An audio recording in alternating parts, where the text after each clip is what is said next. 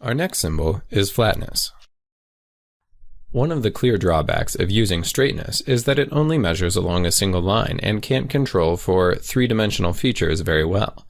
Thankfully, GD&T also has a callout for flatness, which is like straightness with another dimension. Instead of setting up a two-dimensional tolerance zone in which a line must fit, flatness creates a three-dimensional TZ of two parallel planes in which a real or derived plane must fit. Similar to straightness, flatness can control for either a surface or derived median plane. We'll look at both. Here, this callout shows us this surface needs to fit within two parallel planes that are 0.05 millimeters apart, while this callout tells us the derived median plane of this slot needs to fit between two parallel planes no more than 0.04 millimeters apart.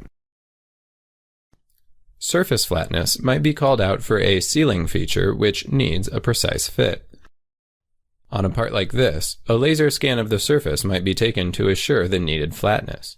No part of the surface could fall outside two parallel planes that are 0.005 millimeters apart. That tight tolerance is needed for the surface to seal correctly. However, the location and even orientation can have a looser tolerance because of how it will be pressed against its mating part. Another common example is controlling flatness on the top of a table that otherwise can be made with high tolerance. The overall thickness of the tabletop may not need to be precise and can be given a 1 millimeter tolerance.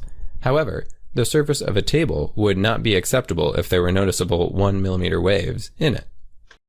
Instead, the flatness of the tabletop must be specified as flat, even though the thickness can vary by a millimeter. Flatness can also be used to control a derived median plane.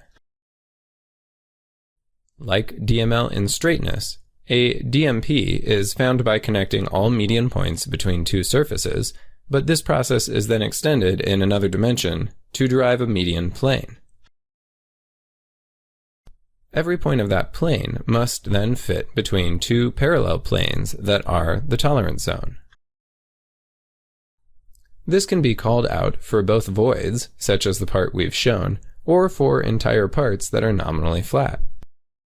An important difference to remember is that surface straightness and surface flatness control the derived median straightness or flatness, but not vice versa. If two surfaces are flat, so is their derived median plane.